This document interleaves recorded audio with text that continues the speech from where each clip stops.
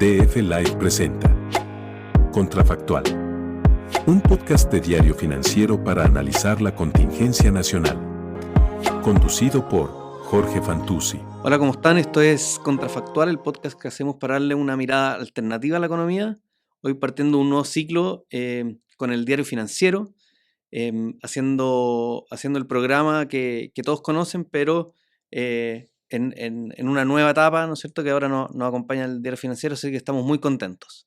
Y para partir esta nueva etapa, tenemos un invitado de lujo que viene a conversar con nosotros sobre economía del medio ambiente y algo de política pública respecto al medio ambiente, ¿no es cierto? Entonces, nos acompaña Cristóbal de la Maza. Cristóbal es ingeniero civil industrial, es doctor en políticas públicas y además viene con toda la experiencia práctica porque fue superintendente de medio ambiente en el periodo 2019 a 2022, si no me falla la memoria, ¿no es cierto? Está bien. Sí, perfecto. Así que, Cristóbal, muy bienvenido, muchas gracias por aceptar la invitación para conversar hoy de economía del medio ambiente, diría yo, pero algo de política pública creo que va a salir. No, muchas gracias, Jorge, y encantado de estar aquí en Contrafactual. Virtual, quiero partir como introduciendo el tema porque nos pareció interesante hablar de esto hoy. Se viene discutiendo la necesidad diría yo, de reformular lo que se conoce tal vez más coloquialmente como impuestos verdes, ¿no es cierto? Que al final son impuestos que tienen una lógica correctiva. Algo de dicho por ahí últimamente se ha estado mencionando en el Ejecutivo, como que se planea hacer algo al respecto.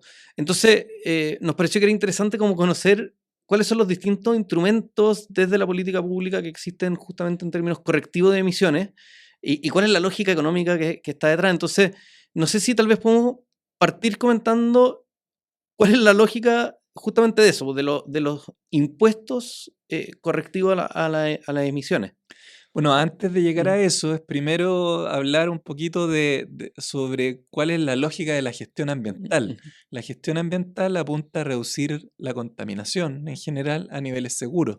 Y para eso hay distintos instrumentos, incluyendo los impuestos verdes o impuestos correctivos. Pues yo te quiero preguntar por los otros instrumentos, que también vienen cargados de lógica económica, diría yo, pero... Todos tienen lógica económica, pero lo principal aquí es el control de la contaminación y reducirlo de la manera más eficiente posible.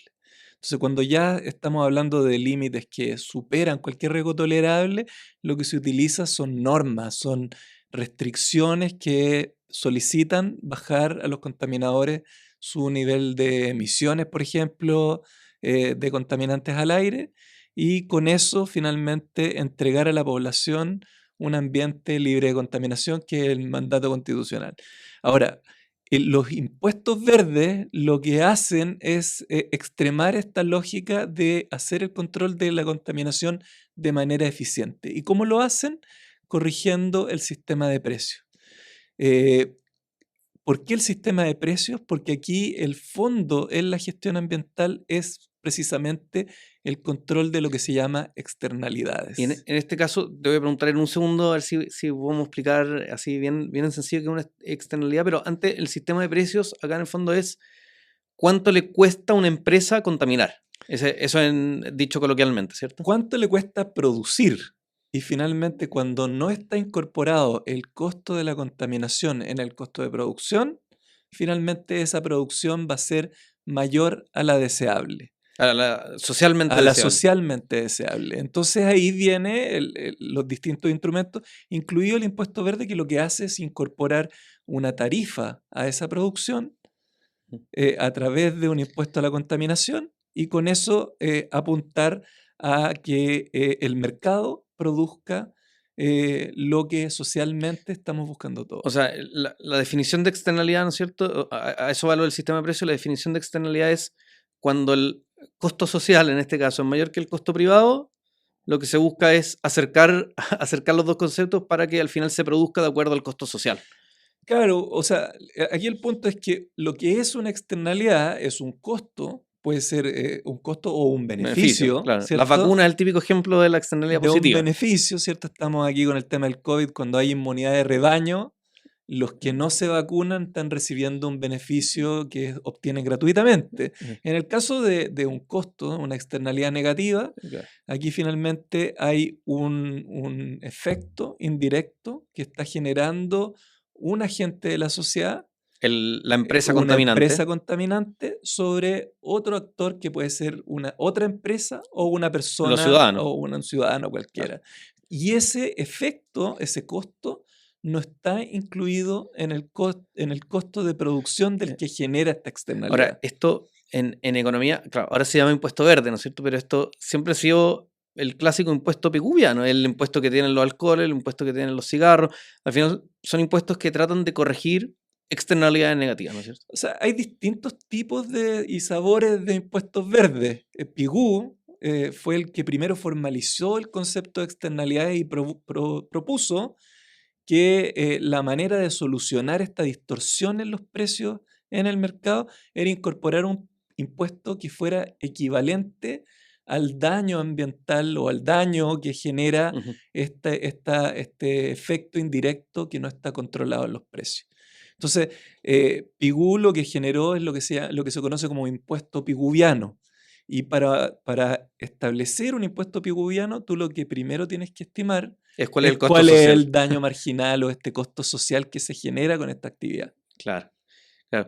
Pero ya te quiero ir preguntando tal vez por los otros sabores de impuestos verdes, pero la pregunta que surge, yo creo que para todos los que no venimos de esta área, es, bueno, necesariamente, bueno, por un lado hay que conocer cuál es la externalidad, entonces, digamos, empresa por empresa que genera cada una. Habrán empresas muy contaminantes para poder producir lo que produzcan y otras que son menos contaminantes dentro de su ámbito, digamos, dentro de su naturaleza productiva.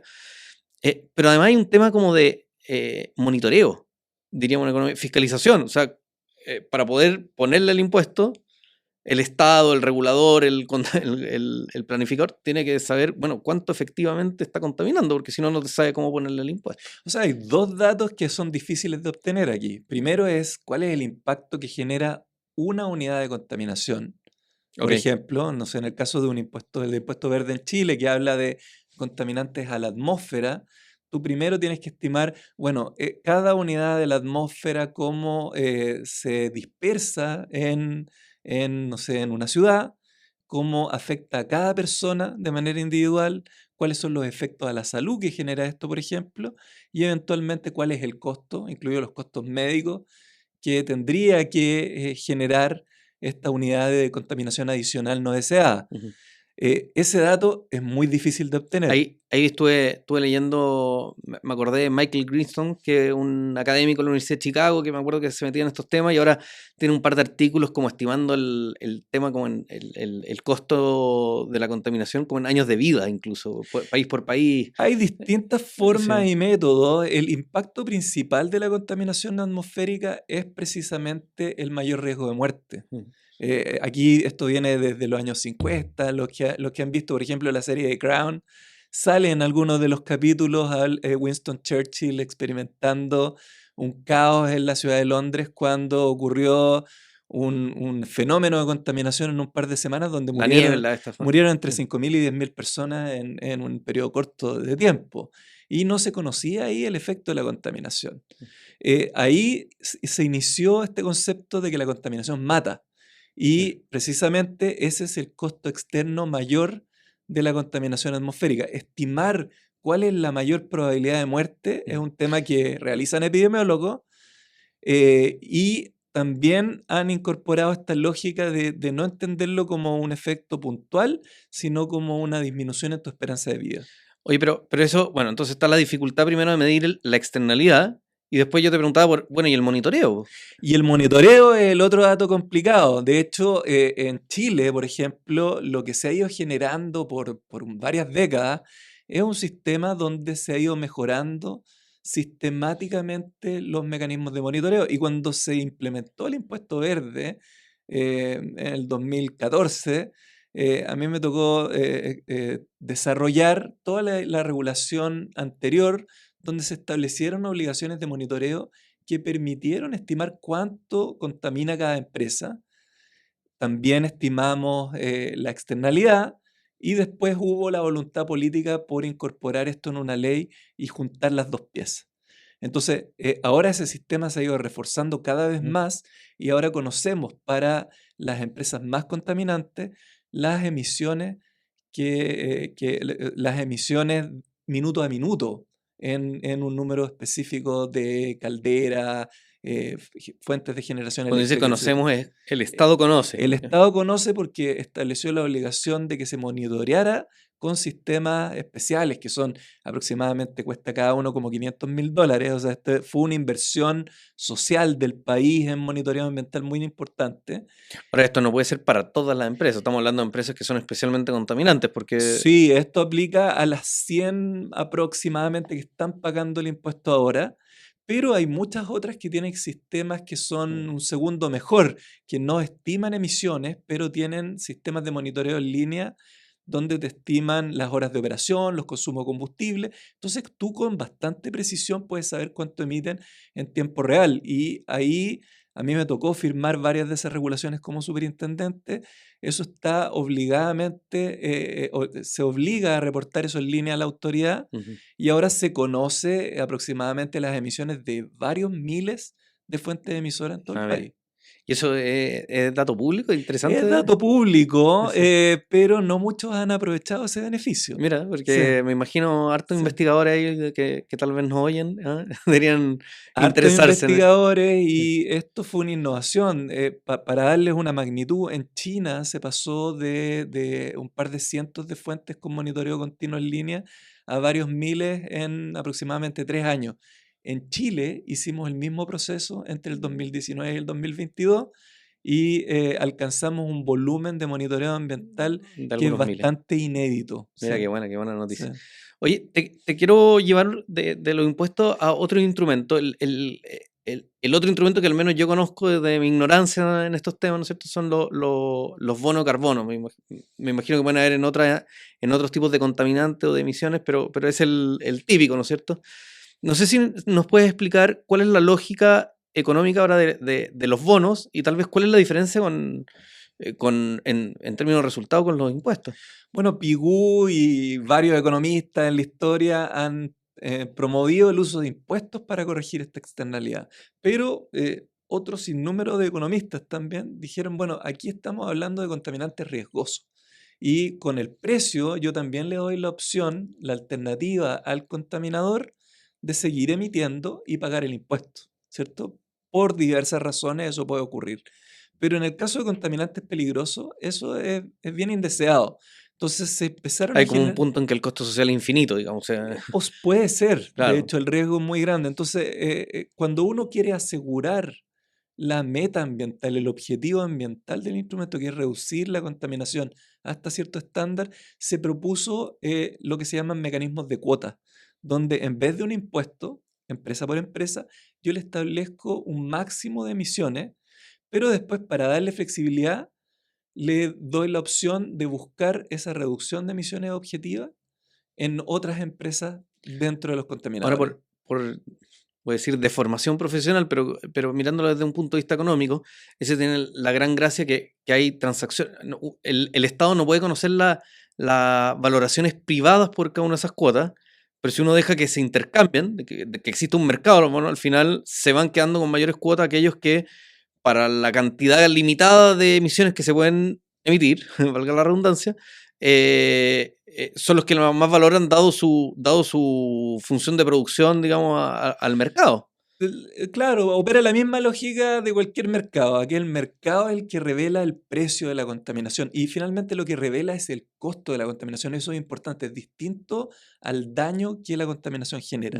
Entonces, ahí tú estás apuntando a asegurarte un estándar ambiental y revelar cuál es ese precio que finalmente privado claro, que te permite alcanzar ese estándar ambiental. Claro, porque para una empresa puede decirse, para mí no es tan caro transformarme, hacer las inversiones y empezar a contaminar menos y no tener que ir al mercado de la cuota del bono. Y para otra dice, oye, para mí es imposible hacer esa inversión, mi tecnología es contaminante, yo tengo una mayor valoración, por lo tanto, de esa cuota, dado los límites establecidos, pero tengo una mayor valoración que mi vecino. Claro, y este instrumento se llama permisos de emisión transable o instrumento de cantidad. Lo que yo fijo es la cantidad a emitir. Ahora, ante la ausencia de costos de transacción, finalmente, si sale muy fácil buscar esas reducciones lo más baratas posible, debería ser equivalente a lo que se llama un instrumento de precio, donde yo Claro, fijo eventualmente un impuesto. Y por eso dije que dentro de los impuestos verdes hay varios sabores, porque hay impuestos piguvianos que apuntan al daño marginal, pero hay impuestos verdes que apuntan a tratar de adivinar de alguna claro. manera el costo de la contaminación en el mercado a priori y con eso fijar ese precio. Pero hay una diferencia, ¿no es cierto? Porque en el impuesto piguviano, al final el Estado diciendo, oye, yo tengo que tener una idea de cuánto vale o cuánto daño genera, cuál es el costo social de la contaminación por unidad de medida o lo que sea. Y en esto no, porque en esto en los bonos, es generar un mercado, es que Claro. es aprovechar y volver a Adam Smith, digamos, es volver a las bases de los beneficios de los mercados como asignador eficiente de recursos y dejar que, por lo tanto, sea el mercado el Y como que... reveladores de información. Exactamente, exactamente. Finalmente el Estado es muy difícil. Ahora, por eso insisto, ante la ausencia de costo de transacción, si el Estado fuera capaz de adivinar el costo de reducir la contaminación a priori, debería ser equivalente, teóricamente, un sistema de precios a un sistema de cantidad. Claro, Entonces, ahí finalmente deberías llegar al mismo resultado ambiental. pero la información es imperfecta. La información es imperfecta, pero también hay costos de transacción y costos de administración. Claro, porque ahí opera, uno podría decir que opera Coase. Opera el teorema de Coase. Entonces, finalmente, cuando tú, obviamente, bajo el esquema de Coase, donde no existen costos de transacción, aquí el mercado asigna bien los recursos. Pero en este caso, si por ejemplo me cuesta reconocer otras fuentes contaminantes que reducen barato, no hay un sistema de información que lo permita. Y cuando los costos de administración, por ejemplo, del Estado, estamos hablando aquí mucho, se ha hablado en el país de otros esquemas con participación posible del Estado, pensiones, etcétera. Bueno, la administración del Estado es cara. Y en estos sistemas, montar estos sistemas en muchos países ha determinado ser el 50% del costo total de la reducción de la contaminación. Bueno, me imagino además que la mezcla de los sistemas también es compatible y probablemente deseable. O sea, Mezclar sistemas de cantidad de precios se puede, y de hecho en Chile nosotros estamos convergiendo a eso. Cuando o sea, tienes... tú tienes tu cuota que la puedes transar, pero igual tienes que pagar por el costo marginal del... Lo que se ocurre para sincronizar ambos instrumentos es ocupar sistemas de precio, un impuesto, como un precio piso en el mercado. Perfecto, perfecto. Entonces, eso va a hacer que el mercado también, los desarrolladores de proyectos de reducción de emisiones, de contaminación, tampoco tengan un riesgo tan grande de perder, no sé, de default porque el precio de la contaminación cae a cero o cae a cero. Cuando se dispara también hay otros sistemas donde hay precios de techo.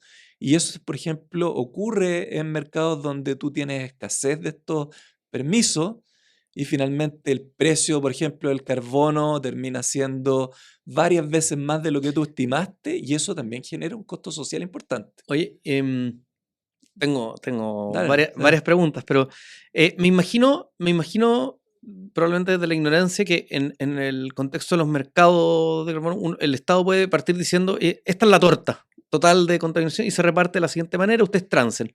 Pero puede llegar y decir en 5 años más, oye, la torta se achicó. Quédense ustedes con las proporciones que venían de antes, pero de una torta más chica. Y 5 años después, más chica. Y así ir convergiendo a niveles cada vez menores de emisiones, ¿no es cierto? Eso...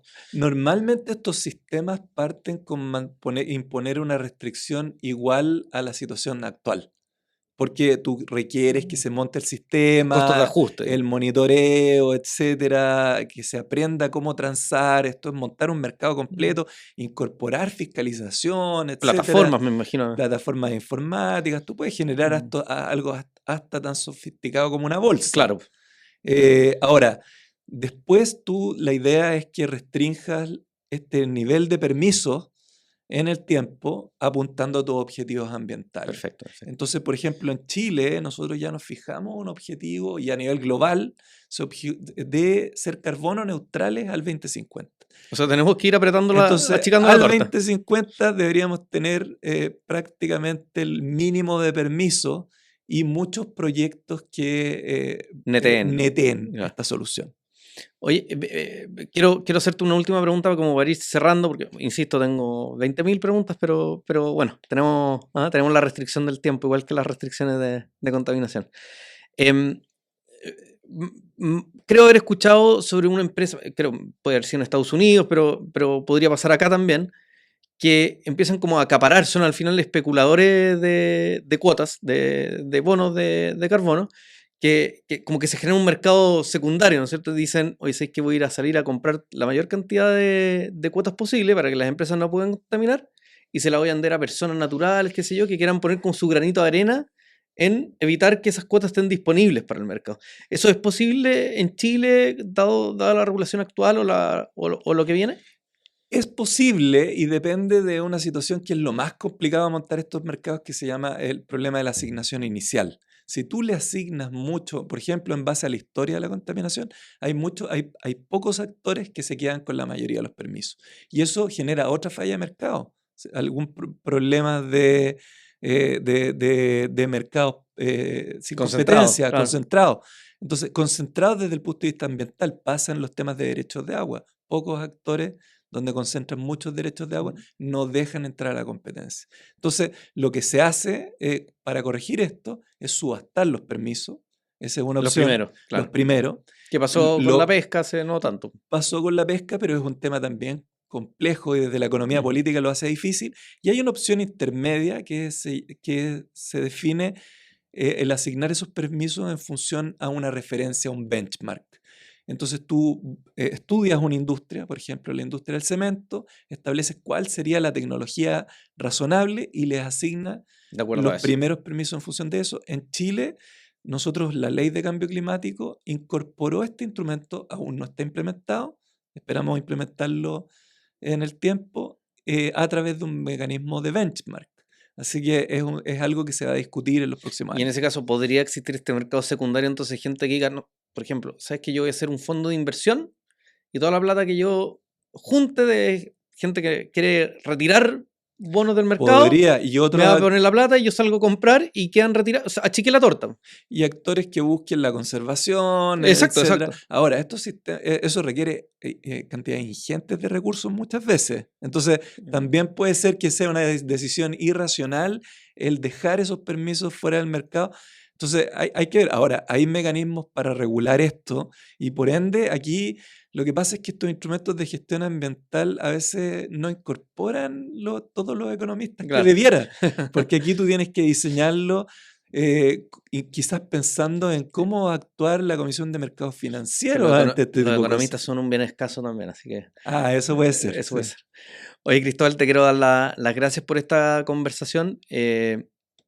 Un excelente primer capítulo de esta nueva temporada, esta nueva época de Contrafactual que ahora vamos a hacer vamos a empezar a hacer en el Diario Financiero, así que muchas gracias por acompañarnos, por aceptar la invitación y por enseñarnos tanto. Yo aprendí mucho. No, muchísimas gracias por la invitación y encantado de estar aquí en este programa espectacular, así que mucha suerte en lo que viene. Muy bueno, esto es Contrafactual, este programa que, como decimos siempre, es para darle una mirada alternativa a la economía. En este caso fue para darle una mirada alternativa a el medio ambiente, a los impuestos verdes, a los mercados de carbono, a toda la política pública que nos ayuda a tener un medio ambiente deseado, ¿no es cierto? Deseable. Así que, bueno, muchas gracias a todos y nos vemos en un próximo capítulo. Esto fue Contrafactual, un podcast de Diario Financiero para analizar la contingencia nacional.